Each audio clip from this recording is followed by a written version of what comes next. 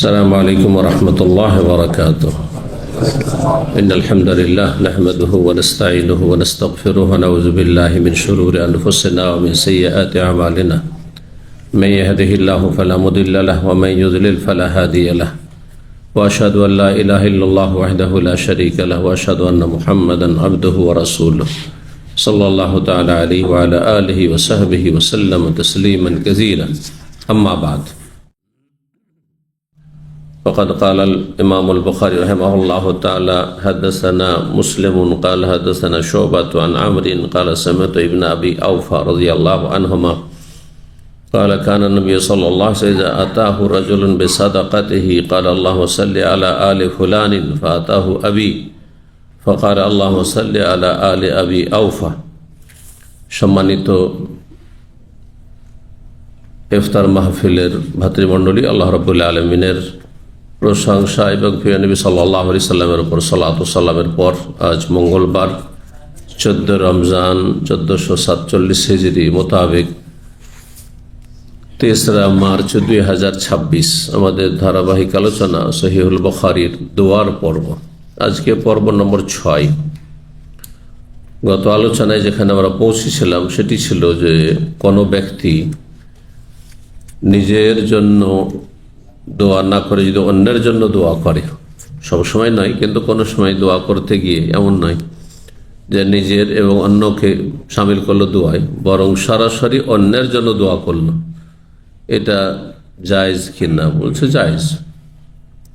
এবং এর দলিল একটি হাদিস এর আগে আমরা আলোচনা করেছি। রাসূলুল্লাহ সাল্লাল্লাহু আলাইহি ওয়াসাল্লাম আমির ইবনে আকওয়া সাহাবী সম্পর্কে বলেছেন ইয়ারহামুহুল্লাহ, আল্লাহ তার উপর রহম করেন। কিন্তু বলেছিলাম যে কোরআনের দোয়ার যে নিয়ম নীতিমালার শিক্ষা সেটি হচ্ছে নিজের জন্য আগে চান আল্লাহর কাছে, তারপরে তার সাথে অন্যদেরকে শামিল করবেন। জি, রব্বিগফিরলি ওয়ালি ওয়ালিদাইয়া, রব্বিগফিরলি ওয়ালি ওয়ালিদাইয়া, রব্বানা গফির লানা ওয়া লিইখওয়ানিনা আল্লাযীনা সাবাকুনা বিল ঈমান, রব্বানা গফিরলি ওয়ালি ওয়ালিদাইয়া, আল্লাহ আমাকে মাফ করে দাও, আমাদেরকে মাফ করে দাও, তারপরে পিতামাতা, তারপরে অন্যদেরকে, আল্লাহ মাগফির লি ওয়ালি ওয়ালিদাইয়া ওয়ালিল মুমিনিনা ওয়াল মুমিনাত ইত্যাদি। আগে নিজের জন্য তারপরে অন্যদের জন্য, কারণ আপনি আগে নিজেকে আল্লাহর আযাব থেকে জাহান্নাম থেকে রক্ষা করবেন, আগে আপনার জান্নাতকে সুনিশ্চিত করবেন, পরে চিন্তা পরে করবেন, আগে নিজের চিন্তা করতে হবে।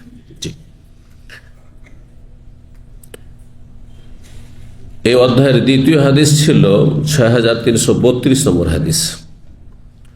আব্দুল্লাহ বিন আবি আওফা রাদিয়াল্লাহু তাআলা আনহুমা, বাপ ছেলে দুজনেই সাহাবী, বলছেন যে নবী সাল্লাল্লাহু আলাইহি সাল্লামের একটি সুন্দর অভ্যাস ছিল, কেউ যদি তার যাকাত দিতে আসতো, আদায় করতে আসতো নবী সাল্লাল্লাহু আলাইহি সাল্লামের কাছে, তাহলে তিনি তাকে দোয়া দিতেন কোরআনের প্রতি আমল করি। কারণ কোরআনের আয়াত গত আলোচনায় বলেছিলাম সূরা তাওবাতে আল্লাহ বলেছেন যে হে নবী, তুমি তাদের কাছ থেকে যাকাত গ্রহণ করো, খুয মিন আমওয়ালিহিম সাদাকা তুতাহিরুহুম ওয়া তুযাক্কিহিম বিহা, তার মাধ্যমে তাদেরকে পবিত্র করবে এবং তাদের আত্মার পরিশুদ্ধি করবে, তাদের মালধন হারাম থেকে পবিত্র করবে এবং তাদের অন্তরকে কৃপণা থেকে পবিত্র করবে। যাকাত দিলে ধন সম্পদ হারাম থেকে পাক পবিত্র হয়, হালাল হয়, আর অন্তর কৃপণতা থেকে আর ছোট মন হওয়া থেকে, সংকীর্ণতা থেকে, সংকীর্ণ মন হওয়া থেকে মুক্ত হয়। কারণ যত মানুষের মন ছোট হবে তত নিচে নেমে যাবে। মানুষ কেন নিচে নেমে যায়? চারিত্রিক ক্ষেত্রে মন যার যত ছোট সংকীর্ণ তত নিচে নেমে যায়। একটা পয়সার জন্য একবার নিচে নেমে যাবে, মারামারি, লড়াই, খুন, আর যে কোনো হারাম উপায় অবলম্বন করা। মানুষের মন যখন সংকীর্ণ হয়ে যায় তখন তা হয় কৃপণতার কারণে, লোভ লালস অত্যন্ত। এগুলি হচ্ছে বদচরিত্র মানব জাতির। আল্লাহ পাক সেগুলি থেকে আমাদেরকে মুক্ত করুন এবং মুক্ত থাকার তৌফিক দান করুন। মনকে আল্লাহ বড় করার তৌফিক দান করুন। নবী সাল্লাল্লাহু আলাইহি ওয়াসাল্লাম আয়েশা রাদিয়াল্লাহু তাআলা আনহাকে বলেছিলেন, আনফিকি ইউনফিকিল্লাহু আলাইক, তুমি খরচ করো, আল্লাহ খরচ করবে তোমার উপর। তুমি যত খরচ করবে, এই নয় যে নিজের বিলাসিতায় খরচ করা মানে কি? গত দিনে বলেছি, যাকাত, সাদাকা, ফরজ আর নফল দুটো হয়ে গেল, আর যেই সব ফরজ দায়িত্ব রয়েছে ভরণ পোষণের ক্ষেত্রে, স্ত্রী, ছেলে মেয়ে, বাপ মা ইত্যাদি বৃদ্ধ যদি হয় বা তাদের ইনকাম নেই, অভাব রয়েছে, আর এর অতিরিক্ত হচ্ছে ভাই বোন আত্মীয় স্বজন যাদের হয়তো খরচ খরচা ফরজ নেই কিন্তু তাদের সচ্ছলদেরকে হাদিয়া তোহফা ঢোকন দেওয়া আর অভাবীদেরকে সাহায্য সহযোগিতা করা। শুধু জাকাতে সীমিত করা নয়। আজকাল এক শ্রেণীর মানুষ এত ছোট মনের যে জাকাত দিয়ে সব কাজ সারতে চায়, সমস্ত কাজ তার ফরজ জাকাত দিয়ে সারতে চায়। এমনকি বড়ই লজ্জাকর বিষয়, একজন আরব শেখ কে কোনো ব্যক্তি জিজ্ঞেস করছে যে আমি আমার আব্বাকে জাকাত দিতে পারবো, আমার আব্বা অভাবী। সে শেখ কেঁদে দিয়েছেন সাথে সাথে। এই প্রশ্ন আমাকে করা হয়েছে, বড়ই দুঃখজনক, সেজন্য বললাম। যখন জিজ্ঞেস করছে আমার আব্বা খুব অভাবী, ঋণগ্রস্ত, অনেক টাকা ঋণ হয়ে গেছে তার ব্যবসা, তাকে জাকাত দিতে পারবো? আউযু বিল্লাহ। যে আপনার জন্মদাতা, আল্লাহ সৃষ্টি করেছেন, আল্লাহ যদি আপনাকে সৃষ্টি করেন তো আপনার অস্তিত্বে আসার মাধ্যম হচ্ছে পিতামাতা, তাদের মাধ্যম ছাড়া আপনি আসেন নাই। তাকে জাকাত খাওয়াবেন আপনি? আশ্চর্য কথা, বড় দুঃখের বিষয়। এত মন মানুষের নিচে নেমে গেছে, ছোট হয়ে গেছে। তারপরে যত আত্মীয় স্বজন সব জাকাত দিয়ে কাজ সারবে, হাদিয়া ব্যয় প্রবাস থেকে নিয়ে এগুলোই জাকাতের পয়সা দিয়ে, আর কিছু দিলেও জাকাতের পয়সা দিয়ে, মাঝে মাঝে দিতে হবে, না হলে বলে কিছুই দেয় না তো ওটাও জাকাত দিয়ে, সব জাকাত দিয়ে নয়। আরে জাকাত ছাড়াও সাদাকা এবং দান, তার সচ্ছল ব্যক্তিদের হাদিয়া তোহফা উপঢৌকন দিতে হবে, এগুলো দায়িত্ব। জি, আরো আশ্চর্য হবেন, নিজের কোম্পানিতে একজন ইনভেস্টর সাহেব নিয়ে আসছেন কর্মচারী আত্মীয় স্বজনদেরকে। কার স্বার্থে নিয়ে আসছেন? কর্মচারীদেরকে, নিজের কোম্পানির স্বার্থে নয়, নিজের কাজের স্বার্থে নয়। বলছে আমার আত্মীয় স্বজন তো সব অভাবী, আর ওদের কাছে ভিসার টাকা নেব না, তো ওটা আমি জাকাত দিয়ে ওদেরকে নিয়ে আসবো। মানে জাকাতের টাকা দিয়ে কর্মচারীকে নিয়ে এসে ভিসা টিকিট দিয়ে নিয়ে এসে তারপর নিজের স্বার্থের কাজ হাসিল করবে। মনে রাখেন একটি কথা, কায়দা, নীতিমালা, জাকাত দিয়ে যদি আপনার নিজের কোনো পার্থিব স্বার্থ হাসিল হয় সেই জাকাতের ফরজ আদায় হবে না। এই কায়দা সবচেয়ে মনে রাখেন। ধরেন আপনার বোন আপনার বাড়িতে বেড়াতে এসছে, কিছু হাদিয়া তোহফা কাপড় চোপড় দিতে হবে। বোন অভাবী, আসলে অভাবী, জাকাত খাওয়ারও হকদার, কিন্তু আপনি কাপড় হাদিয়া তোহফাটাও জাকাত থেকে, কিছু টাকা হাতে ধর সেটাও জাকাত থেকে, সবই জাকাত দিয়ে সারবেন। এভাবে জাকাত আদায় হবে না। কারণ আপনার বাড়িতে কেউ যদি আসি, অথবা আমাদের দেশাচার, কেউ যদি কাউকে কিছু দিতে হয়, মাঝে মধ্যে কিছু দিতে হবে, হাদিয়া তোহফা দিতে হবে, এটা হক, এটা জাকাত ছাড়া, সাদকা ছাড়া এটা হক। জি, এটা সচ্ছল ব্যক্তিদেরও হক, সচ্ছল আত্মীয়দেরকে হাদিয়া তোহফা আমরা দিয়ে থাকি, আর অসচ্ছলদেরকে দিয়ে থাকি, প্রিয়জন আপনজনদেরকে দিয়ে থাকি। তাহলে আপনি জাকাত দিয়ে যদি দুনিয়ার কোনো স্বার্থ হাসিল করেন, অনেকে কাজের মেয়েকে, বাড়ির চাকর নকরকে, হাউস ড্রাইভারকে জাকাত দেয়। এইখানে যদি বেতন ঠিকভাবে দিয়ে যাচ্ছে, আর এই জাকাত দেওয়াতে উদ্দেশ্য নেই যে জাকাত দিলে আরো আন্তরিক হবে কাজে, আর সে আমার সাথে আন্তরিকতা রাখবে, আমার সংসার সম্পর্কে আন্তরিকতা রাখবে, এই উদ্দেশ্য যদি থাকে তো জাকাত আদায় হবে না, কারণ স্বার্থ হবে না। কিন্তু আপনি গরিব হিসাবে অভাবী, আসলে অভাবী, জাকাতের হক রাখে, আর ন্যায্য বেতন যা কিছু প্রাপ্য আছে সবকিছু দিচ্ছেন, আর বলে দিচ্ছেন এটা জাকাত, যাতে করে সেটা না মনে করে যে আমার মালিক আমার ওপর অনুগ্রহ করেছে, এহসান করেছে। জাকাত এহসান নয়, জাকাত আল্লাহ আপনার ওপর ফরজ করেছেন অভাবীর হক হিসাবে, ন্যায্য অধিকার তাদের এটি। আপনি কারো অনুগ্রহ করছেন, এহসান করছেন না আপনি। আল্লাহ বুঝার তৌফিক দান করেন। কথাটি সবসময় মনে রাখবেন, যদি জাকাতের মতো ফরজ দিয়ে স্বার্থ যদি দুনিয়ার হাসিল করে, জাকাত আদায় হবে না। রোজার উদাহরণ দিই, রোজা রেখে দুনিয়ার স্বার্থ যদি উদ্দেশ্য থাকে তো রোজা আদায় হবে না। কেমন? অনেকে আছে সেকুলার টাইপের, কিন্তু এই যে সারাদিন মাঝে মাঝে না খেয়ে থাকা, পানাহার থেকে বিরতি, এটা স্বাস্থ্যের দিক থেকে উপকারী।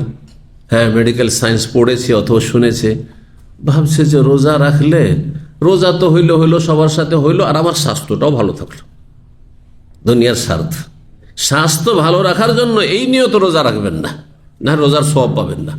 ফালাহু মানাও, হাদিসে রয়েছে যে যেটা নিয়ত করবে সেটাই পাবে। আপনি আপনার রোজা দিয়ে নেকির নিয়ত করেননি, জাহান্নাম থেকে রক্ষার নিয়ত করেননি, জান্নাত লাভের রাইয়ান দিয়ে ঢুকবো সেই নিয়ত করেননি, আপনি নিয়ত করেছেন সুস্থ থাকার, সেটাই পাবেন আপনি। নামাজ পড়া সেটাও এক ধরনের এক্সারসাইজ, এক শ্রেণীর লোকেরা যেমন বলে। তাই নামাজ পড়েছি কিসের জন্য? আমার শরীরটা ভালো থাকে, সুস্থ থাকে, সুস্থ রাখার জন্য। তো সেটিই পাবেন, কোনো সওয়াব নাকি পাবেন না, ফরজ আদায় হবে না আপনার। ভালো করে শুনে রাখেন। এই জন্য সমস্ত ইবাদত বন্দেগীর ক্ষেত্রে মৌলিক শর্ত কি ইবাদত কবুলের? 1 নম্বর শর্ত কি? ইখলাস, মানে নিষ্ঠা, খুলুসিয়ত। কার জন্য? আল্লাহর জন্য, দুনিয়ার জন্য নয়, সুস্থতার জন্য নয়, এক্সারসাইজের জন্য না, মানুষের মন জয় করার জন্য নয়, বরং আল্লাহর সন্তুষ্টির জন্য সালাত পড়ছি, আল্লাহর সন্তুষ্টির জন্য সিয়াম রোজা রাখছি, আল্লাহর সন্তুষ্টির জন্য যাকাত আদায় করছি, দান সাদাকা করছি। ইখলাস। দ্বিতীয় শর্ত, রাসূলুল্লাহ সাল্লাল্লাহু আলাইহি ওয়াসাল্লামের তরিকা অনুযায়ী হইতে হবে, এক আল্লাহর জন্য হইতে হবে, এক রাসূলের তরিকা ইবাদত হইতে হবে। বুঝছেন না? তাহলে এবাদত হবে। না হলে প্রথম শর্ত যদি না থাকে, আল্লাহর জন্য নয়, দুনিয়ার গরজে, তাহলে সেটা শিরক হয়ে যাবে। দ্বিতীয় শর্ত যদি না থাকে, আল্লাহর জন্য করেছেন কিন্তু নবীর তরিকায় করেননি, তোর নাম কি হবে? বেদাত। আর শিরক, বেদাত জঘন্য পাপ। ধর্মের দোহাই দিয়ে পাপ, ধর্মের রঙে রঞ্জিত করে পাপ। এই চুরি ডাকাতির মতো পাপ নাই, কারণ চুরি ডাকাতির পাপকে সবাই পাপ জানে, কিন্তু মিলাদ করাকে অনেকেই সওয়াব মনে করে। মাজারে গিয়ে সিজদা করে অনেকে সওয়াব মনে করে, মাজারে চাদর চড়ানো, ফুল দেওয়াকে অনেকেই নেকি সওয়াবের কাজ মনে করে, শিরকি কুফরি কাজ। কথা বুঝতে পারছেন না? তো ধর্মের রঙে রঞ্জিত করে যে সব পাপ করা হয় সেগুলি বড় পাপ। ধর্মের দোহাই দিয়ে যারা ধোঁকা দিচ্ছে তারা বড় ধোঁকাবাজ।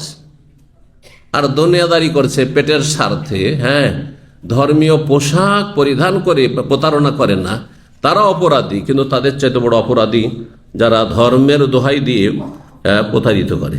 আল্লাহ বুঝার তৌফিক দান করেন।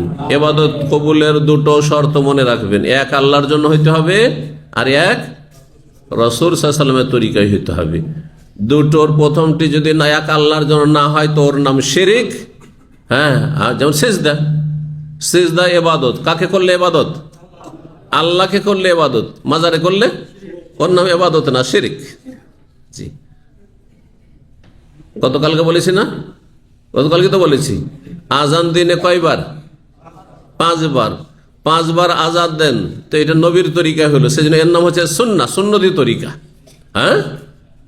আর 10 বার যদি আজান দেন, নবীর তরিকা বহির্ভূত, নবীর তরিকা হলো, সেজন্য ওর নাম কি? বেদাত। এবার বুঝতে পেরেছেন? ঈদ কয়টি?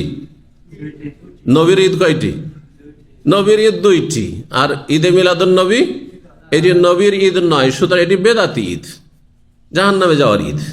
ভালো করে শুনে রাখেন। নতুন ভাইরা অনেকে আছেন মনে করেন যে ঈদের মধ্যে বড় ঈদ হচ্ছে ঈদে মিলাদুন নবী। জি, কুল্লু বিদআতিন দালালা ওয়া কুল্লু দালালাতিন ফিন্নার। প্রত্যেক বিদআত হচ্ছে রাস্তা হারিয়ে ফেলা জান্নাতের। দালালা মানে গুমরাহি, গুমরাহি মানে কি? গুম মানে হারিয়ে যাও, রাহ মানে রাস্তা, রাস্তা হারিয়ে ফেলা, জান্নাতের রাস্তায় হারিয়ে ফেললেন আপনি, এলোমেলো হয়ে গেল। ওয়াকুল্লু দালাল, আর রাস্তা যদি গন্তব্য স্থানের রাস্তা হারিয়ে ফেলেন তো শেষ পরিণাম যত যাচ্ছেন তত দূরে চলে যাচ্ছেন জান্নাত থেকে। আল্লাহ বুঝার আমল করার তৌফিক দান করেন। তো বলছিলাম যে নবী সাল্লাল্লাহু আলাইহি ওয়াসাল্লামের কাছে যখন কেউ যাকাত সাদকা নিয়ে আসতো তখন নবী সাল্লাল্লাহু আলাইহি ওয়াসাল্লাম তাদেরকে দোয়া দিতেন, কারণ আল্লাহ দোয়া দিতে বলেছেন, পাক পবিত্র করবে তাদেরকে এই যাকাত নেওয়ার মাধ্যমে। আর ওয়াসাল্লি আলাইহিম, তাদেরকে দোয়া দেবে। সালাত মানে দোয়া, সালাত মানে দোয়া। নামাজকে সালাত এই জন্য বলা হয় যে নামাজের গুরুত্বপূর্ণ ইবাদত হচ্ছে দোয়া, গুরুত্বপূর্ণ ইবাদত হচ্ছে দোয়া।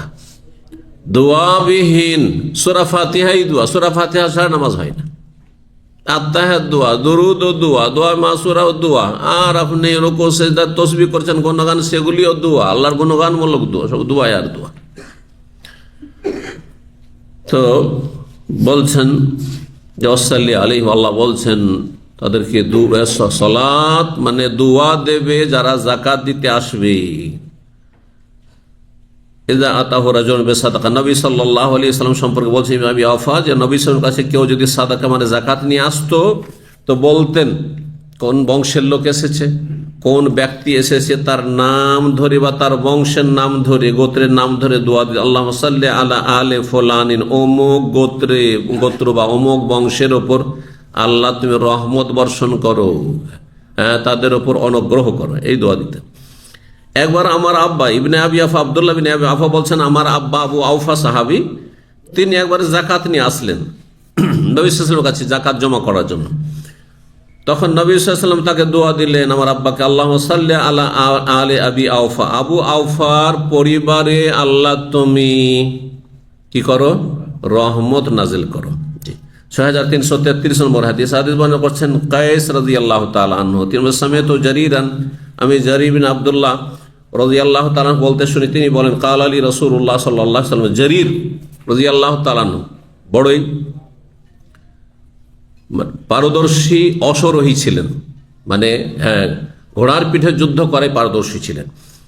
তো এই জারীর বিন আব্দুল্লাহ বাজালি রাদিয়াল্লাহু তাআলা আনহুকে রাসূলুল্লাহ বিশেষভাবে একদিন বললেন আলা তুরিহনি মিন জিল খালাসা, যে জুল খালাসা নামক যে মুশরিকদের আস্তানা রয়েছে, উপাসনালয় রয়েছে বা মূর্তি পূজা রয়েছে, সেটা থেকে আমাকে কি আরাম দেবে না, শান্তি দেবে না? কারণ এটি অশান্তি হচ্ছে যে আল্লাহর জমিনে এই আরব উপদ্বীপে আল্লাহ ছাড়া অন্য দেবদেবীকে সেজদা হচ্ছে, এতে থেকে আমাকে কি তো রেহাই দেবে, মানে আমাকে একটু কি স্বস্তি নিতে দেবে যে আমি মানসিক দিক থেকে শান্তি পাবো যে আল্লাহর জমিনে এই আরবের মাটিতে এক আল্লাহ ছাড়া কাউকে সেজদা হয় না। এটি কার আশা আকাঙ্ক্ষা? রাসূলুল্লাহ সাল্লাল্লাহু আলাইহি ওয়াসাল্লামের। আলহামদুলিল্লাহ আজ পর্যন্ত আরব দেশে আরে অন্য ভুল ভ্রান্তি থাকতে পারে, কিন্তু শিরক আছে, মূর্তি পূজা আছে, মাজার পূজা আছে, দরগা পূজা, দুর্গা পূজা আছে, পীর মুরিদের ব্যবসা আছে, যে কেউ পীরের মুরিদ আছে, কাবা শরীফ ইমামরা পীর সাহেবরা তাদের মুরিদান আছে। তো পীর মুরিদের শিরকি ধর্ম মুক্ত দেশ আলহামদুলিল্লাহ এই দেশ। আরে কোনো ভালো কিছু যদি খুঁজে না পান, কমপক্ষে এতটা ভালো আছে যেটা পৃথিবীর কোথাও নেই আল্লাহর জমিনে, সেটা হচ্ছে এই দেশ হচ্ছে শিরক মুক্ত দেশ, কুফরি মুক্ত দেশ, নাস্তিকতা প্রকাশ্যে নাস্তিকতা মুক্ত দেশ। দেশে বুক ফুলিয়ে নাস্তিকরা ইসলামের বিরুদ্ধে বলছে, ইসলামপন্থীদের বিরুদ্ধে বলছে, ধার্মিক লোকদের মৌলবাদী বলে আখ্যায়িত করছে, ট্যাগ দিচ্ছে। কিন্তু সৌদি আরব আছে, সাহস আছে যে আমরা ইসলামী আইনে বিশ্বাসী না, এই কথা কেউ বলবে এখানে? বলার ক্ষমতা আছে? শিরক কুফরি মুক্ত দেশ, এর চেয়ে বড় গুণ কি হইতে পারে? সবচেয়ে বড় জঘন্য কাজ কি? বলেন না কেন? সবচেয়ে খারাপ কাজ, সবচেয়ে বড় অপরাধ। ইন্না শিরকা, কোরআনের ভাষায়, আপনি কোরআন বিশ্বাস করেন না? বলে ব্যভিচার করা জঘন্য কাজ, ধ্বংসাত্মক গুনাহ। কিন্তু তার চেয়ে বড় ধ্বংসাত্মক গুনাহ কি? স্থায়ী জাহান্নামে বানাবে, স্থায়ীভাবে জাহান্নামে যে যাবে সে হচ্ছে মুশরিক কাফের। কথা বুঝতে পারছেন না? যখন সবচেয়ে বড় অপরাধ হচ্ছে শিরক, তো সবচেয়ে ভালো কাজ কি? আল্লাহর একত্ব প্রতিষ্ঠা করা, আল্লাহ এক আল্লাহ আহাদ সূরা ইখলাসের প্রতিষ্ঠা করা, যেটি আলহামদুলিল্লাহ সৌদি আরবিয়াতে আছে। আর এই তৌহিদের বরকতেই আলহামদুলিল্লাহ সারা বিশ্বে মানুষ অশান্তিতে আছে, কিন্তু আমি আপনি বিদেশি প্রবাসী হয়েও এখানে অনেক শান্তিতে আছি, বলুন আলহামদুলিল্লাহ। যেটা আপনারা হাড়ে হাড়ে অনুভব করছেন। আর রিজিক খাচ্ছেন কোথাও থেকে, হ্যাঁ, যেই পয়সা আপনার এখান থেকে যাচ্ছে সেটা দিয়ে আপনি ভোগ করছেন, আপনার স্ত্রী, আপনার ছেলে মেয়ে, আপনার বাপ মা, আপনার ভাই বেরাদর, আত্মীয় স্বজন, কত কে নির্ভরশীল আপনার এই রিজিকের ওপর। আর এখান থেকে রিজিক যাচ্ছে, আর নেমক হারামি করে আপনি সাহাবায়ে কেরামদের শত্রুদের সাথে ভালোবাসা রাখেন, মিত্রতা রাখেন, হ্যাঁ, তাদের পক্ষে কথা বলেন আপনি, যারা ইহুদিকে মারতে পারে না, হ্যাঁ, ইহুদিকে মারার বাহানায় মুসলিমদের উপর আঘাত করে, হ্যাঁ, তাদের পক্ষ নিচ্ছেন। ঈমান ভঙ্গের কারণ হবে, এটি মনে রাখবেন। আর বড়ই গাদ্দারি হবে, নিমক হারামি হবে। এটি জাহেল মূর্খদের কাজ। আল্লাহ যেন বোঝার তৌফিক দান করেন। এক্ষুনি চিন্তা করেন, 1 মিনিট, আমরা যারা আছি প্রত্যেকে, আমি থেকে শুরু করে আপনারা, এক্ষুনি যদি আমাদের এখান থেকে রুজি অফ হয়ে যায়, যে এই চাকরি শেষ, বলেন আপনার জীবনে কি অবস্থাটা হবে? হ্যাঁ, আমাকে কত চিন্তা করতে হবে, কোথায় সেট হব, আছে না নেই? আপনি এই নিয়ামতের কদর করেন না? এই নিয়ামতের মূল্যায়ন করতে হবে না? আপনাকে বুঝতে হবে না? হাড়ে হাড়ে টের পেতে হবে না? আল্লাহ বুঝার তৌফিক দান করেন। সুতরাং যার সাথে শুধু তাদের স্বার্থ নয়, তাদের নিরাপত্তা নয়, আপনার নিরাপত্তা, আপনার রিজিক, আপনার আহার, আপনার ছেলে মেয়ের রুজি রুটি জড়িত, সেটা সব সময় আপনার বড় চিন্তার বিষয় হইতে হবে। এবং আপনার সেই দুয়ার বিষয় হইতে হবে যে আল্লাহ আমাদের রিজিককে আল্লাহ স্থায়ী করো, আল্লাহ আমাদেরকে নিরাপদ রাখো, আল্লাহ হেফাজত রাখো। আল্লাহ রাব্বুল আলামিন আমাদের হেফাজত করুন এবং জালেমকে জালেম দিয়ে ধ্বংস করুন। আর মুমিন মুসলিম যারা আল্লাহ ভীরু ভালো মানুষ, তাদের আল্লাহ যেখানেই থাক না কেন তার আল্লাহ হেফাজত করুন। তাদের এই দোয়া সবসময় করবে, আল্লাহ ভালো মানুষদের আল্লাহ হেফাজত করুন। আর মুমিন মুসলিম হচ্ছে ভালো মানুষ, ধার্মিক লোকেরাই ভালো মানুষ, নামাজিরা ভালো মানুষ, তৌহিদবাদী ভালো মানুষ, সুন্নতের অনুসারী ভালো মানুষ। বেদাতে শিরকারী নাস্তিক আর বেদিন এরা ভালো মানুষ নয়। সাহাবায়ে কেরাম দুশমনরা ভালো মানুষ নয়। সাহাবায়ে কেরামদেরকে অন্তর থেকে বাপ মায়ের চাইতে বেশি মহব্বত করে, তারা হচ্ছে ভালো মানুষ। আল্লাহ ভালো মানুষদের যেন হেফাজত করেন। তো রাসূলুল্লাহ সাল্লাল্লাহু আলাইহি সাল্লাম বললেন যে এই জুলখালাসা বলে সৌদি আরবের দক্ষিণ অঞ্চলে, সৌদি আরবের দক্ষিণ অঞ্চল বলতে কি বোঝায়? দক্ষিণ অঞ্চলে কেউ গেছেন? সৌদি আরব বাইরে চলে গেল ইয়ামান, কিন্তু সৌদি আরবের ভিতরে যদি হয়তো আলবাহা, আবহা, জিজান, এইসব দিকে, এক কথা তায়েফের পর থেকে শুরু, তায়েফ থেকে শুরু করে ওই দক্ষিণ দিকটা সবটাকে প্রাচীন যুগে তখন ওই দিকটাকে ইয়ামান বলা হইতো। তখন এই আপনার রাজনৈতিক বর্ডার ইয়ামান আরেকটি দেশ আর এই দেশ এরকম ছিল না। তো ওই অঞ্চলে একটি কাফেরদের, মুশরিকদের, পৌত্তলিকদের মূর্তি পূজার আস্তানা, মানে মন্দির বলতে পারেন, হ্যাঁ, হিন্দু ধর্মের ভাষায় ছিল আস্তানা, মূর্তি পূজার আস্তানা ছিল। যেই আপনার এর নাম, আপনার সেই আস্তানার নাম ছিল জুলখালসা বা জুলখালাসা। তো রাসূলুল্লাহ বললেন যে এতে থেকে আমাকে কি তোমরা স্বস্তি দিতে পারবে না? এর পরিচয় দিচ্ছেন বর্ণনাকারী, ওয়াহুয়া নসবুন, সেখানে মূর্তির আস্তানা ছিল, কানু ইয়াবুদুনাহু, কাফের মুশরিকরা জাহেলি যুগে তার পূজা করত, আর তাকে বলতো ইয়ামান দেশের কাবা, কাবার মতো, মক্কার কাবার মতো। মক্কার কাবা হচ্ছে তৌহিদবাদী মুমিন মুসলিমদের, ইব্রাহিম আলাইহিস সালাম দিয়ে আল্লাহ তৈরি করেছেন, আর এই কাবা তৈরি করেছিল মুশরিক পৌত্তলিকরা। আল কাবাতুল ইয়ামানিয়া বলা হইতো। কুলতু ইয়া রাসূলুল্লাহ, জারির বলছেন, আমি বলি হে আল্লাহ রাসূল, ইন্নী রাজুলুন, আমি এমন একজন মানুষ যে আমার ভিতরটা একটু দুর্বল, হ্যাঁ, ভিতরটা একটু মনটা একটু, হ্যাঁ, মনোবলে একটু দুর্বল। আর এই কারণে কি লাস বোতল খাইল, ঘোড়ার পিঠে তো আমি চড়ি কিন্তু খুব ভয় পাই আর স্থির থাকতে পারি না, ভয় লাগে যে পড়ে যাবো, আষাঢ় খেয়ে পড়ে যাবো হয়তো। লাস বোতল খাইল, আমি ঘোড়ার ওপর, ঘোড়ার পিঠে স্থির থাকতে পারি না। রাসূলুল্লাহ সাল্লাল্লাহু আলাইহি ওয়াসাল্লামের কাছে যখন এই অভিযোগ করলেন আর এর সমাধান চাইলেন, তখন রাসূলুল্লাহ সাল্লাল্লাহু আলাইহি ওয়াসাল্লাম বল ফাসাক্কা ফি সাদরি, জারির বলছেন আমার বুকে রাসূল একটি থাবা মারলেন, থাবা দিলেন, আর তারপরে এই দোয়াটি দিলেন, আল্লাহুম্মা সাব্বিতহু ওয়াজআলহু হাদিয়াম মাহদিয়া, আল্লাহ একে তুমি সুদৃঢ় রাখো, ঘোড়ার পিঠে স্থির রাখো বা সুদৃঢ় রাখো। ওয়াজআলু হাদিয়ান, আর তাকে সঠিক পথের দিক নির্দেশক হিসাবে তুমি গ্রহণ করো।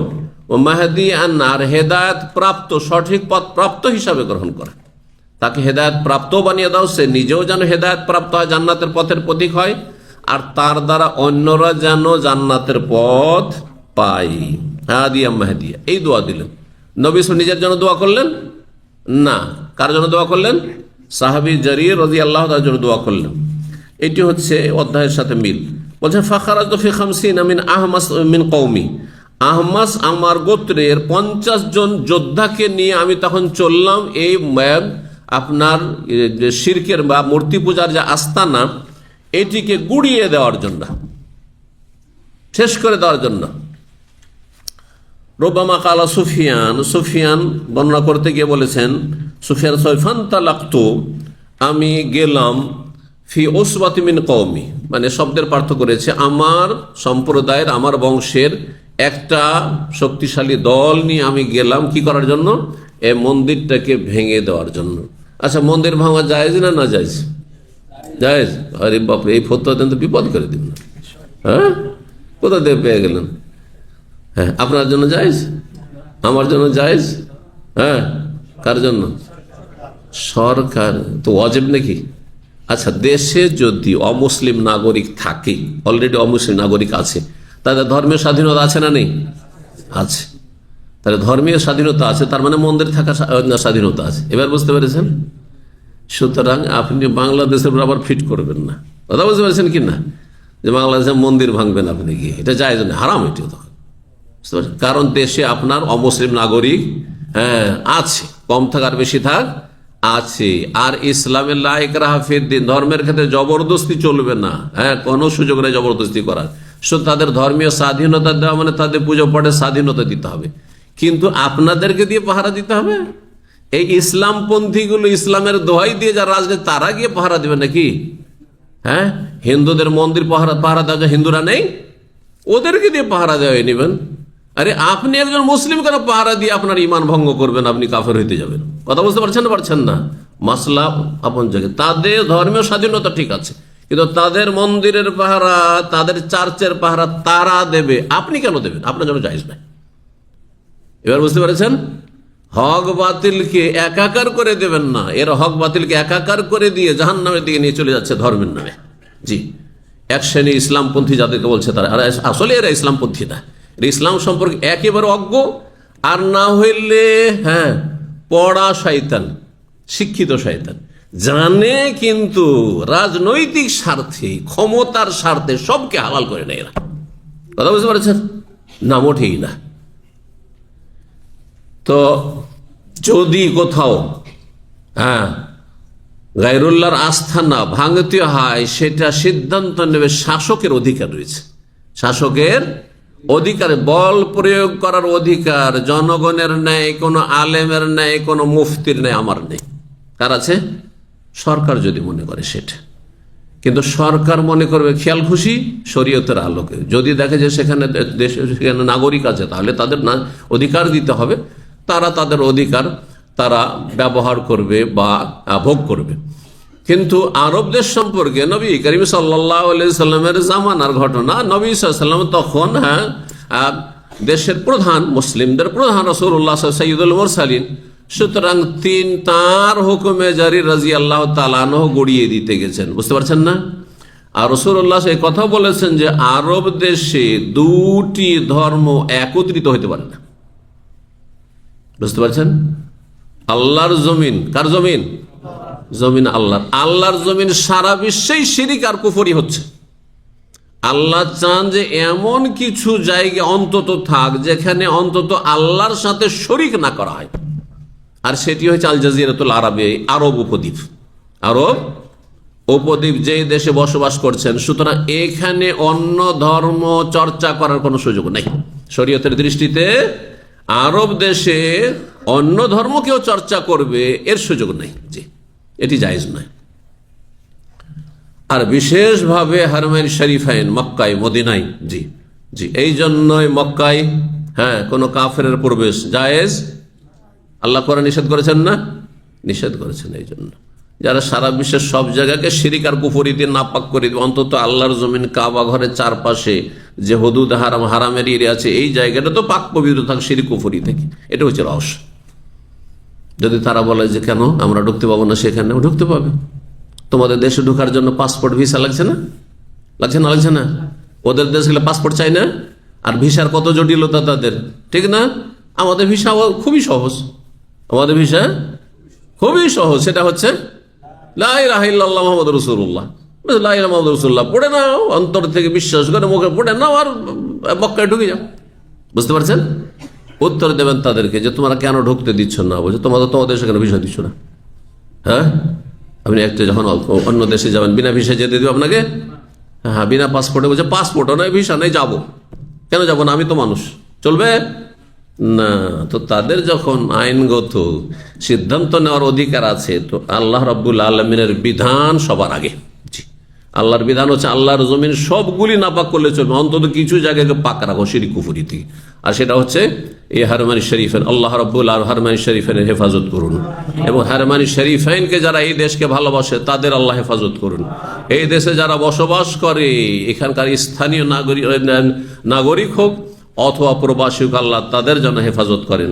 ভালো মানুষদেরকে আল্লাহ এই জমিনে যেন রাখেন, খারাপদেরকে আল্লাহ যেন এখান থেকে সরিয়ে দেন, এবং আমাদেরকে যেন ভালো মানুষ হয়ে থাকার তৌফিক দান করেন।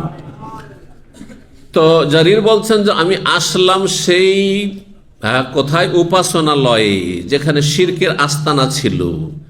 ফাআহরাকতুহা, সেটাকে জ্বালিয়ে দিলাম, আগুন লাগে জ্বালিয়ে দিলাম। সুম্মা আতাইতুন নবী সাল্লাল্লাহু আলাইহি ওয়াসাল্লাম, তারপরে নবী সাল্লাল্লাহু আলাইহি ওয়াসাল্লামের কাছে আসলাম, এসে বললাম ইয়া রাসূলুল্লাহ, আল্লাহ রাসূল, ওয়াল্লাহি, আল্লাহর কসম করে বলছি, মা আতাইতুকা হাত্তা তারাকতুহা মিসলাল জামালিল আজরাব, আমি আপনার কাছে অতক্ষণ পর্যন্ত ফিরে আসেনি যতক্ষণ পর্যন্ত আমি সেই শিরকের আস্তানা, সেই কুফরির আস্তানাকে, যেখানে আল্লাহ ছাড়া অন্যের পুজো হচ্ছে, উপাসনা হচ্ছে, সেই ইয়ামানি কাবাকে আমি নিশ্চিহ্ন না করে দিলাম। কিসের মতো করে? মিসলাল জামালিল আজরাব, চর্মরোগে আক্রান্ত উটের মতো। উট যখন চর্মরোগে খুব চরমভাবে আক্রান্ত হয়ে যায়, তখন একবারে শরীর বিকৃত কালো হয়ে যায়, ঠিক ওই রকমই জ্বালিয়ে একবারে কালো করে দিয়েছি এবং নিশ্চিহ্ন করে দিয়েছি, তারপরে আমি ফিরেছি। তো রাসূলুল্লাহ সাল্লাল্লাহু আলাইহি ওয়াসাল্লাম নির্দেশে করেছিলেন সেটি। জারির রাদিয়াল্লাহু ফাতা আলী আহমাস, তখন নবী সাল্লাল্লাহু আলাইহি ওয়াসাল্লাম দোয়া করেছিলেন এই আহমাস গোত্রের জন্য আর তাদের ঘোড়া অশ্বরোহীদের জন্য। খাইল ঘোড়াকেও বলা হয়, আর খাইল যারা ঘোড়ার উপর যুদ্ধ করে, যারা অশ্বরোহী ঘোড়ার পিঠে যুদ্ধ করত, এই আহমাস গোত্রে জারির বিন আব্দুল্লাহ আরো তার সাথী সঙ্গীরা, তাদের সবার জন্য দোয়া দিয়েছেন নবী করিম সাল্লাল্লাহু আলাইহি ওয়াসাল্লাম। অন্যকে দোয়া দেওয়া প্রমাণিত হলে 6334 নম্বর হাদিস বর্ণনা করছেন আনাস রাদিয়াল্লাহু তাআলা, তিনি বললেন কালাত উম্মে সুলাইম, একবার উম্মে সুলাইম রাদিয়াল্লাহু তাআলা, তার নাম ছিল রুমাইসা, আবু তালহা রাদিয়াল্লাহু তাআলা আনহুর স্ত্রী, আনাসের মা,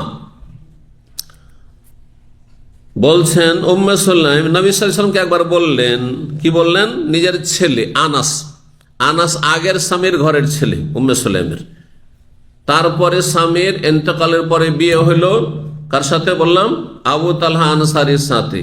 এই আনাস এখন সৎ বাবার ঘরে থাকবে, ওর চাইতে ভালো নবী সাল্লাল্লাহু আলাইহি ওয়াসাল্লামের কাছে সবসময় পড়ে থাকবে, আর নবী সাল্লাল্লাহু আলাইহি ওয়াসাল্লামের খেদমত করে ওখানেই থাকবে, তরবিয়ত নেবে, ভালো শিক্ষা নেবে। এসে বলেন আনাসুন খাদেমুকা, আনাস আমার ছেলে আপনার খাদেম ইয়া রাসূলুল্লাহ, আপনার খাদেম হিসাবে দিয়ে দিলাম আমি। 10 বছর আনাস রাদিয়াল্লাহু রাসূলুল্লাহ সাল্লাল্লাহু আলাইহি ওয়াসাল্লাম খেদমত করে, যেই দিন হিজরত করে এসে নবী সাল্লাল্লাহু আলাইহি ওয়াসাল্লাম, ওই দিন থেকে শুরু করে শেষ জীবন পর্যন্ত দীর্ঘ 10 বছর আনাস রাদিয়াল্লাহু তাআলা আনহু বালক ছিলেন, তখন নবী সাল্লাল্লাহু আলাইহি ওয়াসাল্লামের সবসময় খেদমতে থাকতেন। নবী সাল্লাল্লাহু আলাইহি ওয়াসাল্লাম তখন একটি দোয়া দিয়েছেন আনাস রাদিয়াল্লাহু তাআলা, একজন খাদেম, একজন খেদমত করছে, সেবক, চাকর আমাদের দেশে ভাষা বলতে পারে, তাই না? কিন্তু সুবহানাল্লাহ, আল্লাহ যে বরকতের মালিক, যাকে ইচ্ছা আল্লাহ বেহিসাব দিয়ে থাকেন, যে আল্লাহর কাছে চাইতে হবে, আল্লাহর কাছে চাইতে শিখুন, মানুষের দ্বারস্থ হবেন না, মানুষের মুখাপেক্ষী হবেন না, মানুষের কাছে কি আছে এর জন্য লোভী হবেন না, যে বৈধ অবৈধ যে কোনো ভাবে আর যে কোনো রকমের তোষামোদ করে আর চাটুকারিতা করে আমাকে দুনিয়ার স্বার্থ মানুষের কাছ থেকে হাসিল করুন, এইরকম মানসিকতা রাখবেন না। আনাস রাদিয়াল্লাহু তাআলা আপনার খাদেম, আপনার খেদমত করবে, এই দিয়ে দিলাম আপনাকে। কে বললেন? তার মা উম্মে সুলাইম রাদিয়াল্লাহু তাআলা। তখন নবী সাল্লাল্লাহু আলাইহি ওয়াসাল্লাম তাকে দোয়া দিয়েছিলেন, সুন্দর দোয়া।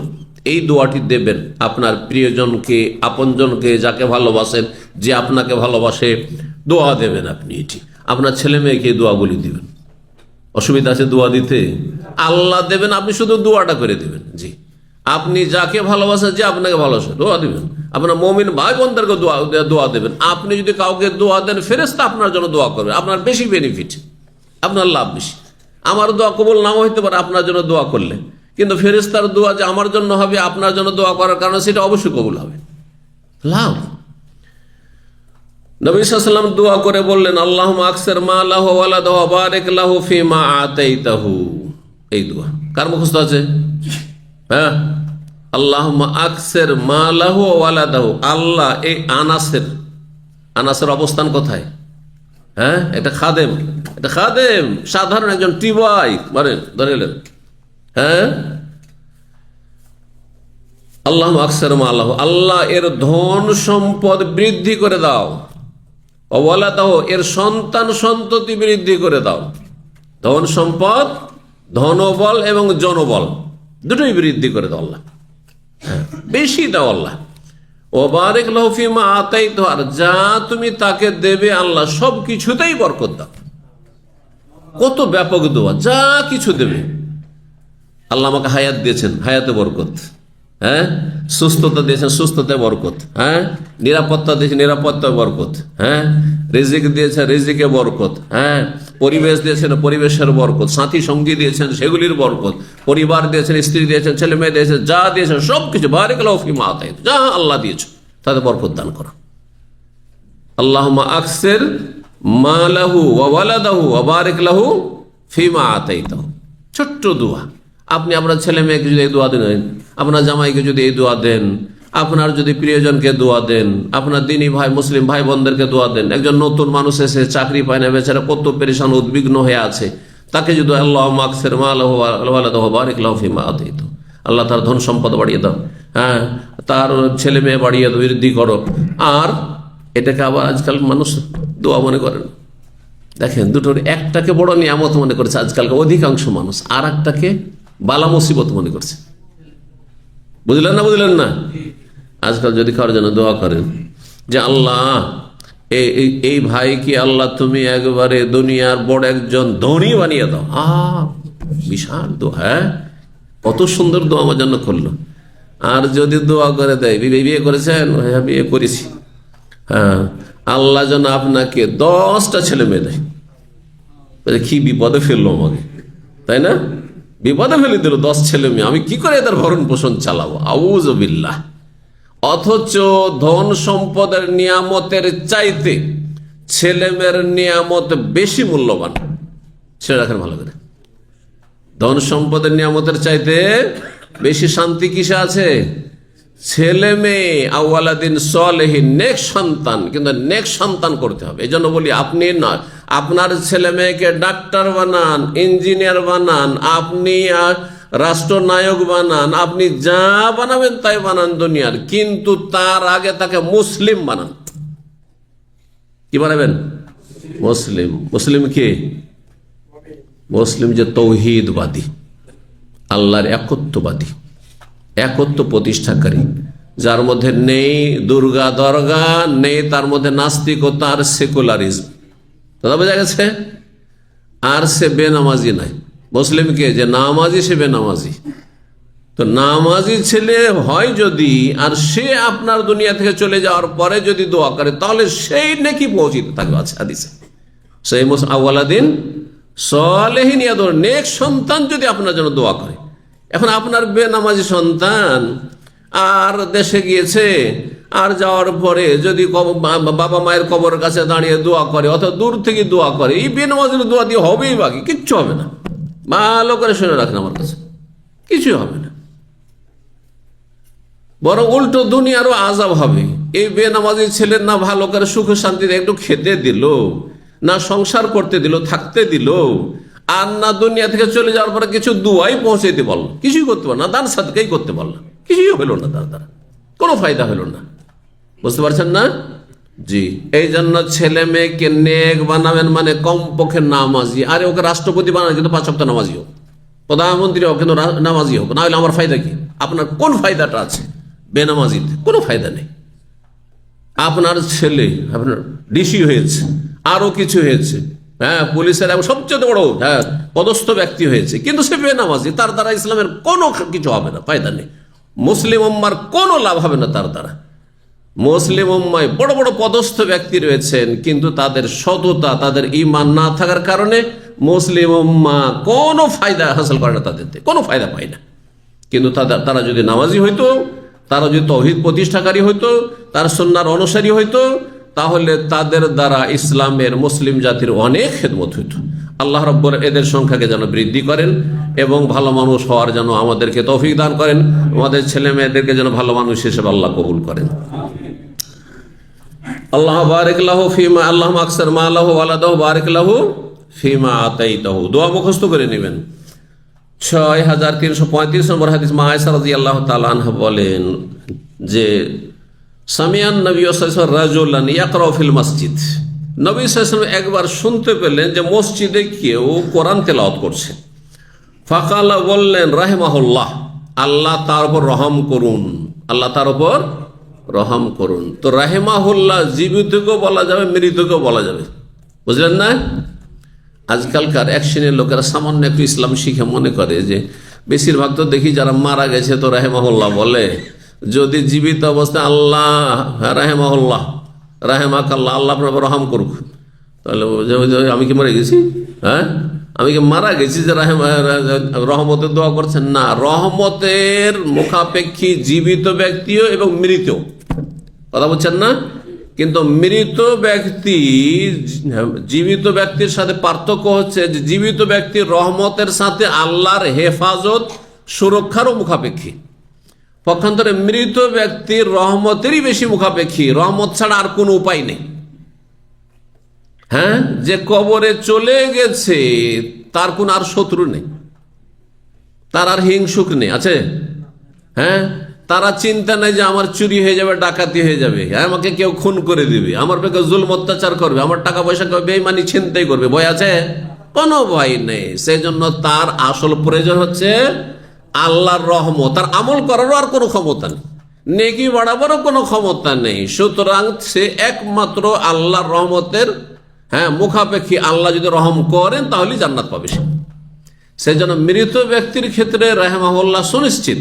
এই জন্য ইমাম আবু হানিফা রাহিমাহুল্লাহ, ইমাম বুখারী রাহিমাহুল্লাহ, তাই না, অমুক রাহিমাহুল্লাহ, আমার আব্বা, তারপর আল্লাহ রহম করুন, দুনিয়া থেকে চলে গেছে, এইভাবে। কিন্তু জীবিত ব্যক্তি রহমতেরও মুখাপেক্ষী আর আল্লাহর হেফাজতেরও মুখাপেক্ষী। এই জন্য আজকালকার ওলামারা জীবিত আলেম ওলামা সম্পর্কে হাফেজাহুল্লাহ, আল্লাহ তার হেফাজত করুন বলছেন, কিন্তু তার সাথে রহমতের যে দোয়া করেন তো কোনো দোষের বিষয় নাই। জীবিত ব্যক্তিকে রহমতের দোয়া দেওয়া এই হাদিস দ্বারা প্রমাণিত হইল। কেন রাহিমাহুল্লাহ দোয়া দিলেন এই ব্যক্তিকে যিনি কোরআন তেলাওয়াত করছেন? নবী সাল্লাল্লাহু আলাইহি ওয়াসাল্লামের উপর কোরআন নাযিল হয়েছে, আর তারপরে মানুষ হিসাবে কোন একটি আয়াত ভুলে যাওয়া, সাময়িক ভুলে যাওয়া, এটা স্বাভাবিক। হ্যাঁ, অবশ্যই নবী সাল্লাল্লাহু আলাইহি ওয়াসাল্লামকে পরে জিবরাইল আলাইহিস সালাম প্রতি রমজানে এসে রিভাইজ করিয়ে দিয়েছেন। হ্যাঁ, আর এবং আল্লাহ রাব্বুল আলামিন কোরআনে হেফাজতের দায়িত্ব নিয়েছেন এবং সেটি সুরক্ষিত। কিন্তু সাময়িক ভুলে যাওয়া, মুখস্থ থাকা জিনিসও আমরা ভুলে যাই, কিন্তু বলি না কোরআন আমার মুখস্থ আছে, এমন আয়াত পাকা মুখস্থ আছে, তারপরে অনেক সময় আলোচনায় বলতে গিয়ে ওই আয়াতটা মিস হয়ে যায়, ভুলে যায়। বা আপনার নামাজে পড়া পাকা মুখস্থ আছে, তারপরেও আমি হয়তো নামাজে ভুলে যাই, এবং আমরা ভুলে যাই। এই না যে তার মুখস্থ নেই সে যেন ভুল করেছে, হয় না? হয় না? হতে পারে কোন সময় একটি আয়াত মিস হয়ে গেল, ছেড়ে দিয়ে আপনি তারপরের আয়াতে চলে গেলেন, এরকমটা, অথচ আপনার ওই সূরা মুখস্থ আছে, আমাদের মুখস্থ আছে। তো নবী সাল্লাল্লাহু আলাইহি ওয়াসাল্লামের ঠিক ওই রকমটাই হয়েছিল মানুষ হিসাবে। তো বলছেন নবী সাল্লাল্লাহু আলাইহি ওয়াসাল্লাম কেন দোয়া দিলেন তাকে, বলছেন লাকাদ আযকারানি কাযা ওয়া কাযা আয়াতান আসকাতুহা ফি সূরাতে কাযা ওয়া কাযা, আমাকে সে স্মরণ করিয়ে দিয়েছে অমুক অমুক আয়াতটি, যে আয়াতগুলি আমি অমুক অমুক সূরা থেকে ভুলে গিয়েছিলাম, যে ওই সূরাতে এই আয়াতের পরে এই আয়াত আছে, এটা আমি বেখেয়াল হয়ে গেছিলাম, সেটা আমাকে স্মরণ করিয়ে দিয়েছে। তাহলে কেউ যদি আপনার কোনো কিছু স্মরণ করাই, রাহিমাকাল্লাহ, বা আল্লাহ আপনার রহম করুন বলতে পারেন। 6336 নম্বর হাদিস বর্ণনা করছেন আব্দুল্লাহ বিন মাসউদ রাদিয়াল্লাহু তাআলা আনহু। এসিটা চালিয়ে দেন। কাসামান নবী সাল্লাল্লাহু আলাইহি ওয়াসাল্লাম কাসমান, নবী সাল্লাল্লাহু আলাইহি ওয়াসাল্লাম একদিন ধন সম্পদ বাইতুল মালের ভাগ বন্টন করলেন। বাইতুল মাল গানিমাত হোক আর অন্য কোনো ধন সম্পদ হোক, ভাগ বন্টন করলেন, সাদকা হোক জাকাত হোক, ভাগ বন্টন করে দিলেন। কিন্তু একজন বেদুইন লোক, সে ছিল বেয়াদব, হয় মুনাফিক ছিল আর না হলে নিউ মুসলিম ছিল। হ্যাঁ, ইন্না হাযিহি লাকিসমাতুন মা উরিদা বিহা ওয়াজহুল্লাহ, এই এমন একটি ভাগ করা হইল যাতে আল্লাহর সন্তুষ্টি আসলে উদ্দেশ্য ছিল না, মানে এতে স্বজন প্রীতি করা হয়েছে। নাউযুবিল্লাহ। নবী সাল্লাল্লাহু আলাইহি ওয়াসাল্লাম সম্পর্কে কি খারাপ মন্তব্য করলো যে এই ভাগ করাটি, ভাগ বন্টনটি ঠিক হয়নি, আল্লাহর সন্তুষ্টির জন্য হয়নি। নাউযুবিল্লাহ, এই ধরনের কথাবার্তা বলে ফেলেছে। তো আব্দুল্লাহ বিন মাসউদ বলছেন, ফাখবারতুন নবী, আমি নবী সাল্লাল্লাহু আলাইহি ওয়াসাল্লামকে জানিয়ে দিলাম। ফাগাযিব নবী সাল্লাল্লাহু আলাইহি ওয়াসাল্লাম, অত্যন্ত রাগান্বিত। স্বাভাবিক মানুষ হিসেবে রাগ হবে। কেউ যদি বলে যে এই লোক ইনসাফ করেন, অথচ সে ধার্মিক লোক, এই লোক সুবিচার করেনি, অবিচার করেছে, স্বজন প্রীতি করেছে, তো কষ্ট হবে। নবী সাল্লাল্লাহু আলাইহি ওয়াসাল্লাম রাগান্বিত হইলেন।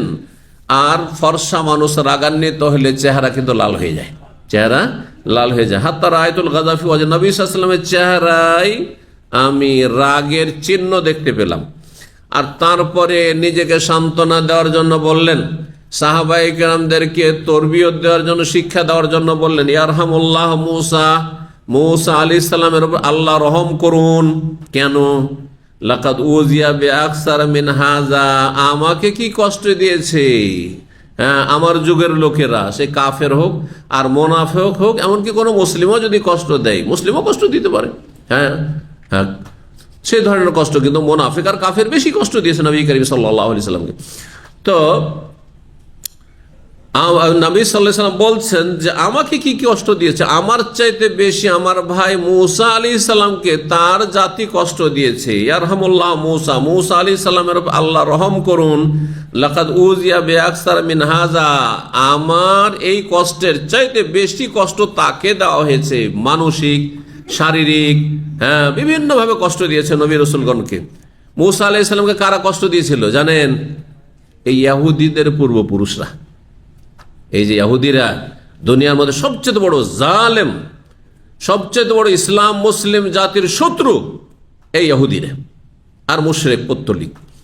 তো এই ইহুদিদের পূর্বপুরুষরাই মূসা আলাইহিস সালামের সাথী সঙ্গী ছিল। তারপরে মূসা আলাইহিস সালামের নিয়ে আসা নির্ভেজাল দ্বীনকে তারা বিকৃত করেছে, তাওরাতকে, বাইবেলকে তারা বিকৃত করেছে। তো বলছেন মূসা আলাইহিস সালামকে এর চাইতে বেশি কষ্ট দেওয়া হয়েছে, কিন্তু তিনি, তার ভূমিকা কি ছিল? প্রতিক্রিয়া দেখানো? হ্যাঁ না, ফাসাবারা, তিনি সবর করেছেন, ধৈর্য ধারণ করেছেন। আমিও সবর করছি, ধৈর্য ধারণ করছি। কত বড় বেয়াদব এই ইহুদি জাতি! ইহুদি জাতি আল্লাহকে পর্যন্ত কৃপণ বলেছে, আল্লাহকে কৃপণ বলেছে। নাউযুবিল্লাহ। আল্লাহকে তারা ফকির বলেছে। নাউযুবিল্লাহ।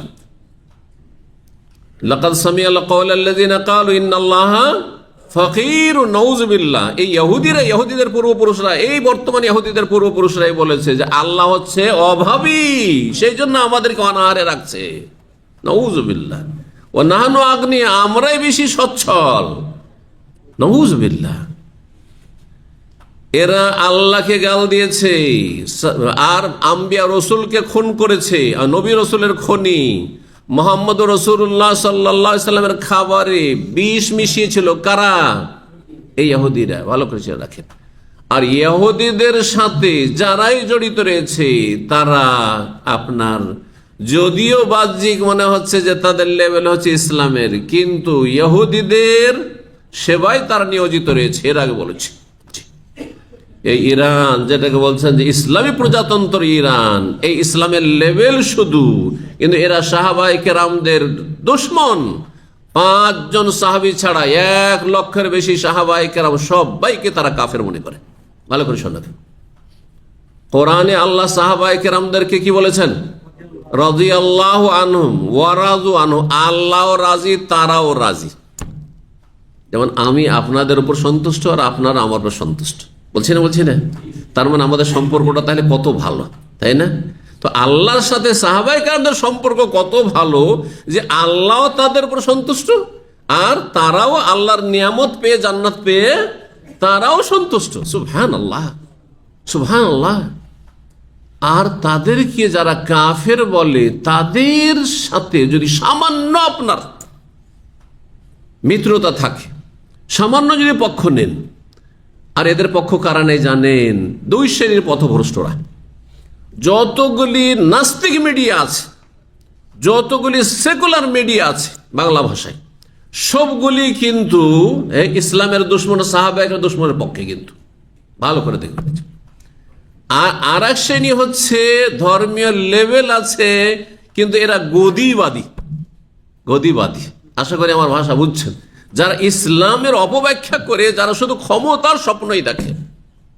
একামতের দিন মানে ক্ষমতা, নামাজ পড়লে দিন কায়েম হয় না ওদের, রোজা রেখে দিন কায়েম হয় না ওদের, হজ যাকাত করে দিন কায়েম হয় না, এই দাওয়ার কাজ করে দিনের খেদমত করে দিন কায়েম হয় না, জিকির আজকার করে দিনের খেদমত হয় না, ইসলামে প্রচার প্রসার করে দিনের খেদমত হয় না। কিসের দিনের খেদমত হবে? যদি তাদেরকে শুধু আপনি সংসদে পৌঁছে দেন। কথা বলছেন না? হ্যাঁ, তারপরে ডান্ডা দিয়ে সবকে সোজা করে দিবে তাদের থিওরি এটি। এরা হচ্ছে এই সাহাবায়ে কেরামদের যারা শত্রু, তাদের মিত্র, তাদের সাথে তাদের ভালোবাসা। আজকে এই মিডল ইস্টের অধিকাংশ মুসলিম দেশগুলোর উপর আক্রমণ করছে এই জালেমরা, আর এর উপর তারা আনন্দ প্রকাশ করছে যে ভালো হয়েছে। আউযুবিল্লাহ। কতদের বিকৃত প্রকৃতির মানুষেরা, কত বিকৃত প্রকৃতির মানুষ। এই দুই শ্রেণীর দুশ্মনকে চিনে রাখবেন। হ্যাঁ, নাস্তিক আর সেকুলার দুশ্মন, ইসলামের দুশ্মন, আর যারা ইসলামকে রাজনৈতিক স্বার্থে ব্যবহার করেছে, এরা আপনাদের বন্ধু নয়। এদের থেকে ধোঁকা খাবেন না। আল্লাহ এদের অনিষ্ট থেকে রক্ষা করুন এবং এদেরকে সঠিক ইসলাম বুঝার তৌফিক দান করুন। এদেরকে আল্লাহ হেদায়েত নসিব করুন, আর এদের অনিষ্ট থেকে ইসলাম আর মুসলিম বিশ্বকে আল্লাহ হেফাজত করুন।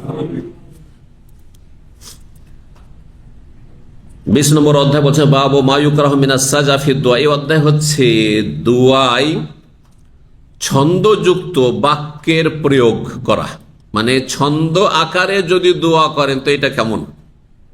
আমাদের দেশে এই দোয়া খুব বেশি আছে, কিন্তু বিশেষ করে জলসা ওয়াজ মাহফিলে যখন চাঁদা কালেকশন হয়, টাকা পয়সা দান খায়রাত, শুনেছেন না শোনেন নাই? কিছু সুরেলো বক্তাকে কালেকশনের জন্য রাখা হয়, আর সুর করে করে দোয়া দেয়। হ্যাঁ, 1 টাকা দিলেও সুর করে দোয়া, ওকে জান্নাতে, ওই 1 টাকা দিয়ে জান্নাতে পৌঁছাবে। কথা বুঝতে পারছেন? একটা ডিম দিলেও, মহিলারা ওই ডিম দিতে এক সময়, ও ডিম স্টেজে দিল, ওই ডিমটা খাবে ওই মোল্লাজিয়া, ওইটাই দিয়ে ওকে জান্নাতে সার্টিফিকেট দিয়ে দিল একবার।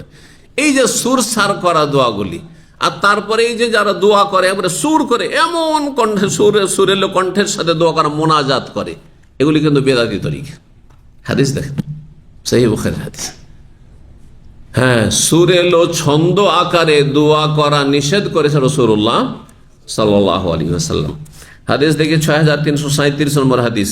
ইবনে আব্বাস রাদিয়াল্লাহু তাআলা আনহু বলেন, কাল হাদ্দিসিন নাসা কুল্লা জুমাতিন। ইবনে আব্বাস বলছেন তার ছাত্রদেরকে যে যখন তুমি দ্বীনি আলোচনা, ধর্মীয় আলোচনা করবে বা ওয়াজ করবে, উপদেশ দেবে, প্রত্যেক সপ্তাহে একবার করে, সপ্তাহে 7 দিনে 1 দিন ইসলামের কথা আলোচনা করিও। বিশেষ অবস্থা ভিন্ন কথা, যেমন ইফতার মাহফিল চলছে, ডেলি কিছু আলোচনা, এটি ভিন্ন বিষয়। কিন্তু ডেলি যদি আলোচনা করা যায় মসজিদে, তাহলে মানুষ কি করবে? সালাম ফেরার সাথে টান দিবে। হ্যাঁ, টান দিবে না? হ্যাঁ, ওই যে না বসলেই ঝামেলা আছে, ও জিকির আজকার করলে আবার বসতে হবে, শুনতে হবে, টান দে সালাম ফেরার সাথে। তো বলছেন ছাত্রদেরকে, বা কোনো এক ছাত্র, ইকরামা তার ছাত্রকে বলছেন, হাদ্দিসিন নাসা কুল্লা জুমাতিন, প্রত্যেক জুমায়, মানে জুমা তো সপ্তাহে 1 দিন হয়, প্রত্যেক সপ্তাহে একবার মানুষকে দিনের কথা শোনাও। ফাইন আবাই, তার তুমি যদি মনে করে যে না এটা চলবে না, এর বেশি একটু শোনাইতে হবে, ফাম্মাররাত, তাই না, তাহলে সপ্তাহে 2 বার, সপ্তাহে 2 দিন দিনের আলোচনা করো, ইসলামের আলোচনা করো। ফাইন আকসারতা ফাসালা, এর চেয়ে বেশি যদি করতে চাও তাহলে সপ্তাহে 7 দিনের মধ্যে 3 দিন আলোচনা করে, 1 দিন বাদে 1 দিন, 1 দিন পরে আর 1 দিন করে, ফালাসাত সালাস মারা 3 বার। আর এর বেশি করে মানুষকে বিরক্ত করিও না। ওয়ালা তুমিল্লান্নাস হাযাল কোরআন, এই কোরআনের কথা মানুষকে শোনাতে গিয়ে বিরক্ত করিও না, মানে বিরক্তি বোধ যেন না আসে। দিনের কথা শুনতে গিয়ে যদি বিরক্তি বোধ চলে আসে, আইঘামি চলে আসে, তো তারা গুনাহগার হয়ে যাবে, তারা গুনাহগার হয়ে যাবে। আমাদের দেশে ওয়াজ মাহফিলে যারা বড় বড় অঙ্কের ফিস নিয়ে ওয়াজ করতে আসে, কয় ঘন্টা ওয়াজ করে? হ্যাঁ, কত? আরে 1 ঘন্টার যুগের মানুষ এগুলো। হ্যাঁ, 3 ঘন্টা, 4 ঘন্টা, 5 ঘন্টা। আমাদের জায়গায় 3 ঘন্টা থেকে 5 ঘন্টা, কারণ ফিক্স করা আছে যে এত টাকা নেবে। তো এর যারা টাকা দিয়েছে তারাও ভাবছে যে আধা ঘন্টা বলে চলে গেলে কেমন হবে। আজকাল জুম্মাগুলোকে এত লম্বা করেছে, জুমার খুতবাকে দেশে কিসের জন্য? কারণ জুমা আমার খতিব জানছে আমি তো পয়সা নিয়ে আসছি। বিনা পয়সার খতিব হলে আধা ঘন্টার বেশি খুতবা দিত না। হ্যাঁ, এইটাই হওয়া উচিত। ম্যাক্সিমাম 20 মিনিট থেকে 30 মিনিট করে জুমার খুতবা হওয়া উচিত। কিন্তু আজকাল খুতবা দিতে গিয়ে দিয়েছে একবারে 50 মিনিট থেকে 1 ঘন্টা খুতবাই চলছে শুধু। এটা সুন্নতের খেলাফ কাজ, একেবারে সুন্নতের খেলাফ কাজ। তো আপনারাও খানিকটা অভ্যাস খারাপ করেছেন। অনেকে যারা নতুন নতুন মসজিদ তৈরি করছেন আর ওই 20,000 30,000 দিয়ে কাউকে নিয়ে আসছেন, ভালো কোনো বক্তাকে আলোচককে নিয়ে আসছেন, ও ভাবছে যখন এত টাকা দিয়েছে তো আমি আর অল্পতে কি করে সারি, একটু লম্বাই করিয়ে দিই। এটা তো জুমার খুতবার কথা বললাম, সংক্ষেপ আরো করতে হবে। কিন্তু আলোচনার ক্ষেত্রে 1 ঘন্টার বেশি, 2 ঘন্টা, 3 ঘন্টা, 4 ঘন্টা, সারা রাত ব্যাপী জলসা। আমাদের সারা রাত ব্যাপী জলসা হয়তো, এই সারা রাত ব্যাপী যে জলসা বিকেল 4টা 3টা থেকে শুরু হয়েছে আর ফজর পর্যন্ত চলতে আছে। এটা কিছু শিখে এসছেন? কিচ্ছু না। সুর সার ছাড়া, সুর সারটাই তার সার, আর বাকি সব হচ্ছে অসার, সব হচ্ছে অসার। এই হচ্ছে অবস্থা, বুঝতে পারছেন না? কিচ্ছু পান না। হ্যাঁ, সারা রাত শোনার পরে ফজর ঘুমিয়ে থেকে গেল, ফজর আগে এসে ঘুমিয়ে গেল। আচ্ছা, তারপরে জলসাগুলিতে আরেকটি নাজাইজ কাজ হয়তো কি জানেন, এখন তো আলহামদুলিল্লাহ আমাদের আকীদার ভাইয়েরা তো অনেকটা সংশোধন করেছে যে এশা নামাজটা এতে মাহফিল হয়ে যাচ্ছে। একসময় এশারও জামাত হইতো না, যে গেল গেল একা একা গিয়ে নামাজ পড়ে আইলো, আর না হইলে নামাজের কোনো খবরই নাই। জি, চলছে তো চলছে, মাহফিল চলতেই আছে। আগে নামাজের মতো ফরজ ইবাদত আদায় করতে হবে না এই নফল ওয়াজ মাহফিল চালাইতে হবে? বলেন তো দেখি, জামাত সহকারে নামাজ পড়তে হবে না? তাহলে জামাত করে জলসার মাহফিল, ওয়াজ মাহফিলে জামাত করে নামাজ পড়তে হবে সবাইকে টাইম মতো। অন্তত বেনামাজিগুলো অন্তত একদিনের জন্য তো এখানে নামাজটা পড়ে অভ্যস্ত হোক আর শিখুক কিছু। আর এসব পড়াইলেন না, এখানে গুনাহগার থাকলো, আর ফজরও গিয়ে ঘুমিয়ে থেকে গেল। তো এই জলসা করে লাভটাই কি? এই জন্য তো দেখা যাচ্ছে যে জলসা মাহফিলে লক্ষ লক্ষ টাকা খরচ করা হয়, কিন্তু লাভ কিছুই হয় না। হ্যাঁ, আর আরব দেশে ওই আধা ঘন্টা 1 ঘন্টার বেশি কোনো আলোচনা পাবেন না। যতই লম্বা আলোচনা, 1 ঘন্টা আলোচনা, কিন্তু তাতে মূল্যবান কথাও হয়, আর তাতে মানুষের সংশোধন হচ্ছে, আর দিনের জ্ঞান অর্জন করছে। আল্লাহ যেন তৌফিক দান করেন। ওয়ালা তুমিল্লান্নাস হাযাল কোরআন, এই কোরআন দিয়ে মানুষকে বিরক্ত করি। ফালা উলফিয়ান্নাকা তাআতিল কওম, আমি যেন তোমাকে, ইকরামাকে বলছেন ছাত্রকে, ইবনে আব্বাস সাহাবী রাদিয়াল্লাহু তাআলা আনহু, যে তোমাকে আমি এমন অবস্থায় না পাই যে তুমি জাতির কাছে আসলে ওয়াহুম ফি হাদিসিন মিন হাদিস, আর নিজের কথাবার্তায় ব্যস্ত রয়েছে, নিজের হয়তো কোনো কথাবার্তা চলছে তাদের গঠনমূলক, ফাতাকুসা আলাইহিম, আর তারপরে তাদের কথাকে বন্ধ করে দিয়ে, তুমি একজন বড় মানুষ যেহেতু, তুমি একজন আলেম গেলে আর তাদের কথাকে স্টপ করে দিয়ে তুমি নিজের কথা বলা শুরু করলে খেয়াল খুশি, আর তাদের কথাকে তুমি বন্ধ করে দিলে, ফাতাকতু আলিম হাদিসাহ ফাতুমিল্লাহুম, তাতে কি হবে? তারা বিরক্তি বোধ করবে যে আমাদের আসল কাজটাই হলো না। গুরুত্বপূর্ণ হয়তো আপনার মিটিংয়ে ছিলেন, আপনার কোনো গঠনমূলক আলোচনায় ছিলেন, আর সেখানে গিয়ে নিজের খেয়াল খুশি আলোচনা শুরু করে দিল। এটা বিনা পরামর্শ করা ঠিক নয়, পরামর্শ নিয়েই করতে হবে। ওয়ালাকিন আনসিত, তুমি এক কাজ করো, কেউ যদি কোনো জায়গায় বসে থাকে একটা দল, আর তারা আপন গঠনমূলক কোনো আলোচনায় থাকে, গিয়ে তুমি শোনো যে তারা কি করছে। ফাইজা আমারুকা, তারপরে তারা যদি বলে তোমাকে যে হ্যাঁ আপনি কিছু বলেন, ফাহাদ্দিসহুম, তখন তাদেরকে দিনের কথা শোনান। ওহুম ইয়াস্তাউনাহু, আর অতটা শোনান যতটাতে তারা আগ্রহী থাকে, যতক্ষণ মনোযোগী হয়ে শুনছে ততক্ষণ তাদেরকে শোনান। ওয়ানজরি সাজা মিনাদ দুআয়ে, আর দুআয় ছন্দযুক্ত বাক্য খেয়াল রাখবে, যে ছন্দযুক্ত কোনো বাক্য যেন দোয়াতে না চলে আসে। ফাজতানিবহু, আর সেটা থেকে তুমি বেঁচে থাকবে, হ্যাঁ, সেটা থেকে বিরত থাকবে, মানে ছন্দ আকারে দোয়া করবে না, সুর করে ছন্দ আকারে দোয়া করবে না। ফাইন্নি আহেদ রাসূলুল্লাহ ওয়াসাহাবু, কারণ আমি রাসূলুল্লাহ এবং সাহাবায়ে কেরামদেরকে পেয়েছি, লা ইয়াফআলুনা ইল্লা যাকাল ইজতিনাব, তারা ছন্দযুক্ত দোয়া থেকে তারা বেঁচে থাকতেন। এখানেই আজকের আলোচনা শেষ করি, আর 2-3 মিনিট আছে, আপনারা দোয়ায় ব্যস্ত থাকেন, দোয়ার আলোচনা শুনছেন, দোয়া করেন। রোজার অবস্থায় সবসময় দোয়া কবুল হয়, আর বিশেষ করে যত ইফতারির সময় ঘনিয়ে আসছে তত বেশি দোয়া কবুলের চান্স রয়েছে। সুতরাং এই সময়গুলিকে আপনারা অবহেলা করে ছেড়ে দেবেন না। হতে পারে এই দোয়া দিয়ে জীবনটা আপনার উদ্ধার হয়ে যাবে, দুনিয়া আখিরাত আপনার ভালো হয়ে যাবে। হেদায়েতের দোয়া করেন, আল্লাহ যেন আমাদেরকে হেদায়েতের ওপর রাখেন, আল্লাহ যেন আমাদেরকে নামাজি হয়ে থাকার তৌফিক দান করেন। যারা এখন রমজানে আলহামদুলিল্লাহ 5 টাইম নামাজি হয়েছেন কিন্তু গাফিলতি ছিল, আল্লাহর কাছে দোয়া করেন না, দোয়া করেন আল্লাহর কাছে, আল্লাহ আমাকে চিরস্থায়ী নামাজি হিসাবে কবুল করে নাও। আল্লাহ এই দোয়া কবুল করেন, আপনার জীবনটাই পাল্টে গেল, আপনি জান্নাতি হয়ে গেলেন। আল্লাহ রাব্বুল আলামিন আমাদেরকে ভালো মানুষ হয়ে থাকার তৌফিক দান করেন। রব্বানা আতিনা ফিদ দুনিয়া হাসানাহ ওয়া ফিল আখিরাতি হাসানাহ ওয়া কিনা আযাবান নার। রব্বানা যালামনা আনফুসানা ওয়া ইল্লাম তাগফির লানা ওয়া তারহামনা লানাকুনান্না মিনাল খাসিরিন। রব্বানা হাব লানা মিন আজওয়াজিনা ওয়া যুররিয়াতিনা কুররাতা আয়ুন ওয়াজআলনা লিল মুত্তাকিনা ইমামা। রব্বানা ইগফির লি ওয়া লিওয়ালিদাইয়া ওয়া লিল মুমিনিনা ইয়াওমা ইয়াকুমুল হিসাব। রব্বিরহামহুমা কামা রাব্বায়ানি সগীরা, রব্বিরহামহুমা কামা রাব্বায়ানি সগীরা, রব্বিরহামহুমা কামা রাব্বায়ানি সগীরা। ربنا اغفر لنا ولإخواننا الذين سبقونا بالإيمان ولا تجعل في قلوبنا غلا للذين آمنوا ربنا إنك رؤوف رحيم। আল্লাহ আমরা প্রবাসে আছি, আল্লাহ আমাদের হেফাজত করো। আল্লাহ সৌদি আরবের তুমি হেফাজত করো। মুসলিম ভাই বোনেরা যেখানে আছে তাদের আল্লাহ হেফাজত করো। জালেমকে আল্লাহ ধ্বংস করো, সীমা লঙ্ঘনকারীকে আল্লাহ ধ্বংস করো, ষড়যন্ত্রকারীদেরকে আল্লাহ ধ্বংস করো। জালেমকে দিয়ে জালেমকে আল্লাহ তুমি নির্মূল করো, আর ভালো মানুষদেরকে আল্লাহ যেখানে থাক তারা আল্লাহ তুমি হেফাজতে রাখো। সুবহান রাব্বিকা রাব্বিল ইজ্জাতি আম্মা ইয়াসিফুন ওয়া সালামুন আলাল মুরসালিন ওয়ালহামদুলিল্লাহি রাব্বিল আলামিন।